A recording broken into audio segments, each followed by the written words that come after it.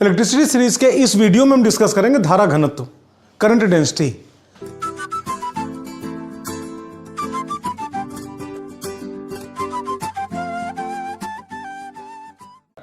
Electricity series के इस video में हम डिस्कस करेंगे धारा घनत्व, करंट डेंसिटी। पहले तो आइए देख इसको समझते हैं होता क्या चीज है। ये हमने कोई चालक लिया हुआ है, ये चालक है। आप भी कहोगे ये कैसा चालक है।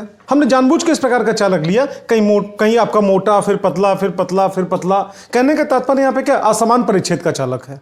मतलब ओवरऑल इसकी एरिया, क्रॉस सेक्शनल एरिया बराबर नहीं है, अलग अलग है। हर एक पॉइंट पे आपका क्रॉस सेक्शनल एरिया आपका यहाँ पे क्या अलग अलग है। इसके दो सिरे हो गए, यहाँ से हमने तार निकाला, तार निकाल के एक हमने स्विच लगाया, यहाँ पे ऑन ऑफ की लगाया, एक हमने बैटरी लगा दी यहाँ पे। ठीक, अब आप जानते हो जैसे हम यहाँ पे की ऑन करेंगे, ये की ऑन हुआ, आप जानते हो तुरंत की ऑन होते ही ये आपका सिरा क्या प्लस हो गया और ये ऑलरेडी आपके यहाँ पे क्या माइनस हो गया। ठीक, तो ऐसी कंडीशन में आप जानते हो इस चालक तार में से होकर धारा प्रवाहित होगी। किधर से किधर, फ्रॉम आई टू ए। अच्छा, ऐसी कंडीशन में आप यहाँ पे देख रहे हो, हम आपसे कहें अगर कि क्या प्रत्येक बिंदु पर अनुप्रस्थ काट का क्षेत्रफल क्या बराबर है, तो आपका आंसर क्या होगा, नहीं।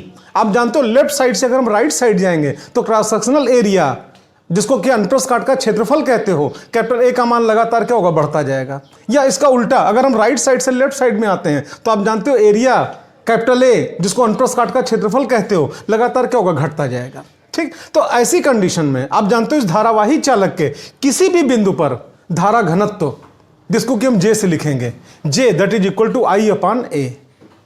अगर हम ए का मान 1 मान लें, ए बराबर 1, तो आप जानते हो जे बराबर क्या होगा, आई।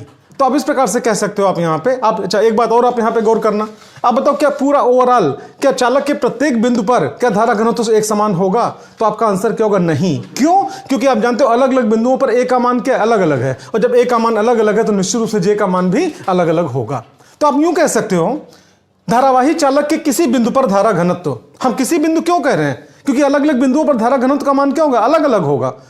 आप यूं कह सकते हो धारा घनत्व किसी धारावाही चालक के किसी बिंदु का अभिलाक्षणिक गुण है, उसका कैरेक्टरिस्टिक प्रॉपर्टी है उसकी। ठीक, तो आप जानते हो धारावाही चालक के किसी बिंदु पर धारा घनत्व सदैव उस चालक में से होकर गुजरने वाली धारा आई तथा उस बिंदु पर चालक के अनुप्रस्थ काट के क्षेत्रफल कैपिटल ए के निष्पत्ति, जिसको क्या अनुपात या रेशियो भी कह सकते हो, के बराबर होता है, जे बराबर आई अपॉन ए।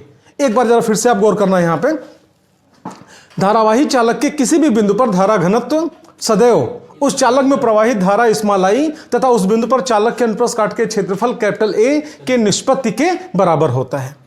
मात्रक क्या होगा, आई का मात्रक क्या, एम्पियर, ए का मात्रक क्या होगा, मीटर स्क्वायर, तो इसका मात्रक क्या निकला आपका, एम्पियर बटे मीटर स्क्वायर। अब रही बात ये वेक्टर है कि स्केलर, तो आप जानते हो यहाँ पे आई क्या स्केलर और ए आपका यहाँ पे क्या वेक्टर।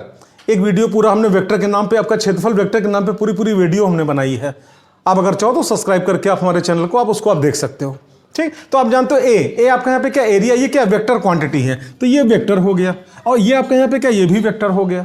इसलिए क्योंकि आप जानते हो ये वेक्टर है, तो अगर ये वेक्टर है, ये स्केलर है, तो स्केलर को वेक्टर से अगर आप डिवाइड करोगे तो आप जानते हो जो भागफल निकल के आएगा वो भी क्या होगा, वेक्टर होगा। इस आधार पे आप कह सकते हो धारा घनत्व भी क्या है, सदिश राशि है, वेक्टर क्वांटिटी है। अब रही बात इसकी दिशा क्या होगी, इसकी दिशा हमेशा धारा की दिशा में होती है। क्षेत्रफल वेक्टर कैपिटल ए की दिशा में होती है। कैपिटल ए की दिशा क्या होती है, पृष्ठ के अभिलंबों तो बाहर की ओर होती है। यहां बाहर की ओर क्या मानेंगे, धारा की दिशा मानेंगे। तो ओवरऑल आप कह सकते हो कि जो आपका जे है, जे आपका यहाँ पे क्या सदिश राशि है, वेक्टर क्वांटिटी है, इसकी दिशा क्या होगी, हमेशा धारा पृष्ठ के अभिलंबत होगी और धारा की दिशा में होगी। ठीक, विमीय सूत्र क्या होगा, आई का क्या होता है ए, एरिया का क्या होगा एल स्क्वायर ऊपर गया तो इसका विमीय सूत्र क्या निकलेगा, एल की पावर -2 इंटू ए। ये आपका धारा घनत्व हुआ।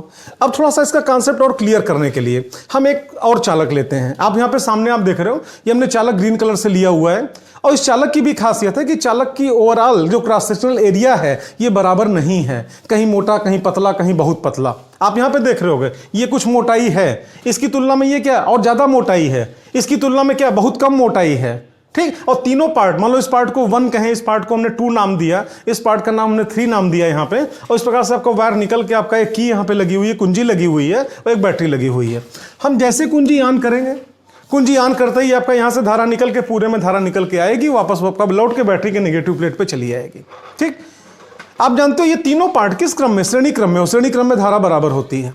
तो निश्चित रूप से इसमें भी धारा कितनी आई, इसमें भी धारा कितनी आई और इसमें भी धारा कितनी आई, लेकिन अगर हम धारा घनत्व जे की बात करें तो क्या प्रत्येक पार्ट में क्या धारा घनत्व बराबर होगा? नहीं, क्योंकि आप जानते हो यहां पे एरिया कुछ दूसरी है, यहां पे एरिया कुछ दूसरी है और यहां पे एरिया कुछ दूसरी है। कौन सी एरिया? क्रॉस सेक्शनल एरिया, जिसको कि आप क्या कहते हो? अनुप्रस्थ काट का क्षेत्रफल। ठीक, यहां पे एरिया निकालोगे तो यहां पे एरिया आपकी ये निकली ऐसे, ये यहां पे एरिया अगर आप निकालोगे तो इतना छोटा सा निकलेगा ये, और यहां पे एरिया निकालोगे तो इतना आपका निकला ये। ठीक, तो ऐसी कंडीशन में अगर हम आपसे कहें प्रथम भाग में धारा घनत्व, तो जे आप जानते हो J that is equal to I upon A होता है, तो प्रथम भाग में J1 is equal to I upon A1। ठीक, उसी प्रकार द्वितीय भाग में धारा घनत्व हम मान लो उसको J2 से लिखें तो J2 that is equal to I upon A2। उसी प्रकार तृतीय भाग में धारा घनत्व J3 से अगर लिखें तो J3 that is equal to I upon A3। एक बात गौर करना, आई का मान तीनों में क्या एक समान है? क्यों? क्योंकि तीनों भाग श्रेणी क्रम में जुड़े हैं और श्रेणी क्रम में धारा बराबर होती है। क्योंकि एरिया अलग अलग है, इसलिए पहले भाग में A1, दूसरे भाग में A2, तीसरे भाग में आपका A3, और इसीलिए आपका यहाँ पे क्या हुआ कि J का मान भी अलग अलग होगा। पहले भाग में J1, दूसरे भाग में J2, तीसरे भाग में J3। अब रही बात अगर हम आपसे पूछें कि J1, J2, J3 आप बताओ इन तीनों में सबसे बड़ा कौन? तो निश्चित रूप से भाई आप जानते हो धारा आई तो सब में बराबर है, तो निश्चित रूप से जिसमें क्रॉस सेक्शनल एरिया अनुप्रस्थ काट का क्षेत्रफल A का मान सबसे कम होगा उसमें धारा घनत्व तो सबसे अधिक होगा। यानी कि आप यहां पे देख सकते हो डायग्राम में, आप जानते हो निश्चित रूप से किसका मान अधिक होगा? J1, J2, J3 में कौन सबसे अधिक होगा? J3। तो J3 आपका सबसे अधिक हो गया। उससे कम कौन होगा आपका यहां पे? J1। उसके बाद किसका नंबर आएगा फिर? J2 का। ठीक, ये रही बात आपका धारा घनत्व के कॉन्सेप्ट की। इस वीडियो को आपने देखा, अच्छा लगे तो आप लाइक करें, कुछ कमी लगी हो तो आप डिसलाइक भी कर सकते हो, लेकिन आपका शर्त यह है कि कमेंट में आप डिसलाइक करने का कारण जरूर बताना, ताकि बाकी जो वीडियो हमारी आगे बने उसमें उसको सुधारा जा सके। और बाकी अन्य जानकारी के लिए हमारे चैनल को आप सब्सक्राइब करें।